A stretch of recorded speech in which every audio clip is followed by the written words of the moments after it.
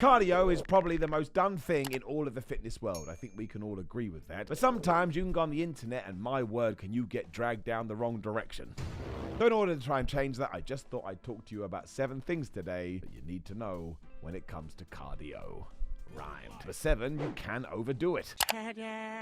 Wonderfully too, this video is sponsored by Magic Spoon. They've been a long-term sponsor of the channel and I appreciate them greatly. And in case you're interested, now, look at that, appeared from nowhere. I have my own special Magic Spoon bowl, my own special Magic Spoon cereal, and my current flavor of choice is frosted because I just like the froth. And if you don't know much about Magic Spoon, is essentially a protein cereal, meaning you can get more protein into your diet, eating cereal, which also goes out of its way to go, hey, if you want to have us for a little bit of a treat, you can, and you don't have to worry about it. Magic Spoon cereals also have 0 grams of sugar, 13 to 14 grams of protein, and 4 to 5 net grams of carbs in each serving. There's also brand new Magic Spoon cereal bars that have 1 gram of sugar, 10 grams of protein, 4 net grams of carbs, and only 130 calories per bar. They're also keto-friendly, gluten-free, grain-free, and soy-free. And I tell you this, I'm a big fan of cereal. I eat it all the time. So when I know I can have a bowl on 3 p.m. on a Tuesday, now I go to Magic Spoon.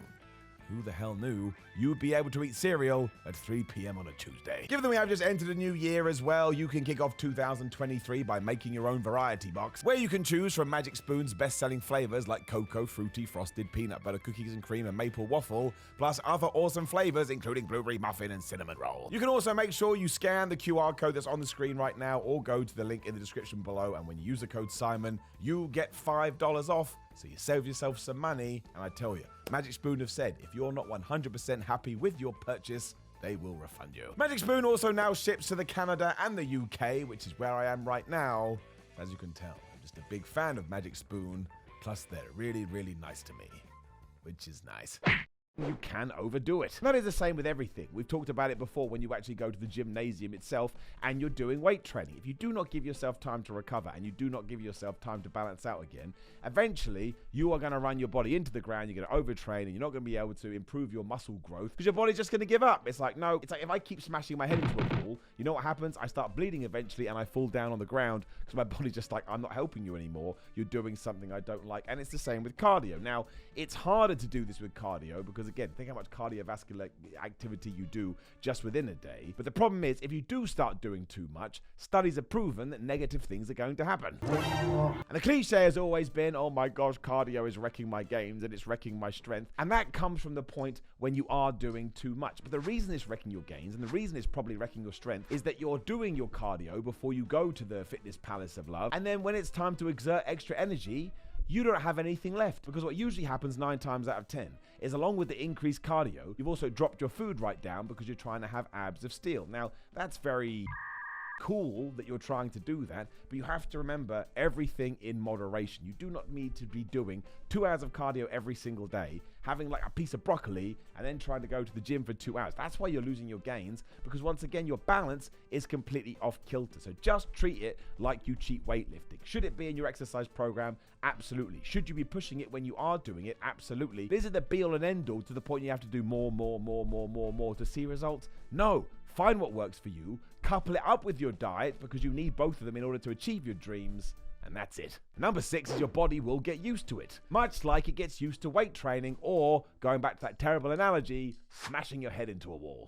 Now, I'm not saying you have to jump from the stepper to the treadmill to whatever else you could potentially do in the gym. What I am saying is if all of a sudden your cardio activity is getting too easy for you, it doesn't mean you have to act on it. It doesn't mean you have to add on an extra 20 minutes, but what it does mean is that you may need to change the intensity up a little bit. Maybe you want to switch to HIIT cardio for a while, even though I personally prefer steady state cardio, maybe doing it at a different time of the day. You just need to do it in the surroundings you find yourself in. All of a sudden you feel really, really pumped to do it, and you're not doing it like, by proxy. Because that happens all the time as well, and is definitely an area that I have fallen into. You kind of start going through the motions with cardio to get it done just to get it done, which is kind of a good mantra to have in your head as well. But you need to attack it if you want to see proper results from it, in the same way that we can do that when we weight lift as well. Sometimes we kind of do a set and we're like, well, I don't really push that at all. I don't really have any kind of a pump. There's no blood in my muscles. So the next one we go, right, this time I'm really going to approach it in the way it needs to. It's the same with cardio. And the only reason I gesture over here is because that's where my cardio machine is. go, cross trainer. Number 5 is that it doesn't burn all the calories. Oh my gosh, am I sick of this. If you want to use the calorie burner on your cardio machine, you should, but do not take that as an exact figure. Just try and beat that figure every single day. Like, it gives you a platform to use, but ultimately it's utter gibberish. And you could do cardio pretty intensely for an hour and you ain't burning that many calories. I'm not going to give you a figure, but some people think they go way over 1,000. I'm telling you, unless you're going 100% all out, you ain't burning 1,000 calories. That's because it ties into what we were just talking about. You can't just rely on cardio. And this is where all these crazy articles come from recently, where it goes, studies have shown that if you just do cardio, you won't lose weight. No, not if you're still sticking a pizza up your ass. However, if you stop sticking that pizza up your ass and you start having a healthy diet and you increase your cardio and you're doing cardio in the right way and you're doing it intensely, then yes, the two together and your dedication and your approach to the whole thing means you will start to lose weight, or you'll start to lose fat, or you'll start to head in the direction that you want to head in. I'm so sick of people being like, oh my gosh, I burnt 1,700 calories today. Because they did a little bit of cardio. You did not. You are not Superman. Actually, Superman can probably do more cardio than all of us, and he ain't going to burn anything because he's Superman and his body is just wired that way. But it is just part of the program. It's not the be-all and end-all. You absolutely have to put it in there because it's good for your heart, which is the most important muscle in the body. Don't forget about that. But if your diet is not right or you're not hitting it in the right way, you ain't getting nothing. You can't just do 45 minutes on a cardio machine every day and go, oh, well, I have done it. You haven't. Number 4 ties into this because people will keep going, well, it's not good for fat loss. And yes, I do get that. Your diet is more important. You can lose fat far quicker and far more efficiently if you are in a calorie deficit. But why would you just pick one straw when I'm offering you 2? Why would you only have one hug when you could have a hug and a kiss?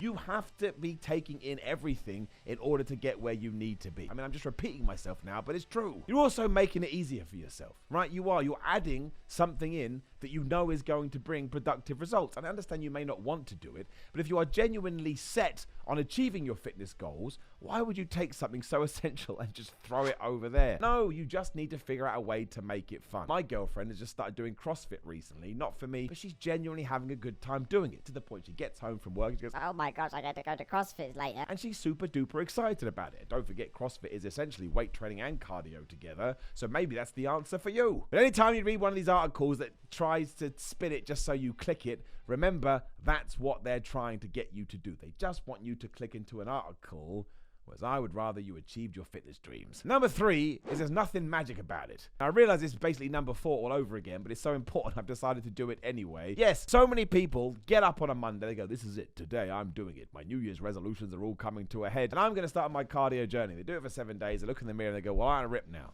Why aren't Arnie? Why aren't The Rock? Why aren't I Sylvester Stallone? Why aren't I Chris Hemsworth? Because it's just some cardio. That's all it is.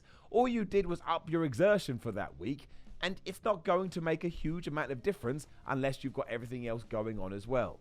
It's ridiculous. It's redonkulous, and that's why people all of a sudden give cardio a hard time, because they're not even giving it a proper chance. I suppose the best way to look at it is like legs. By and large, most people like working arms, they like working chest, they like working back. They don't like working legs, mostly because it's hard work. And cardio is hard work. But you don't want to be Johnny Bravo. You don't want to be top heavy. You don't want to be Duke Nukem.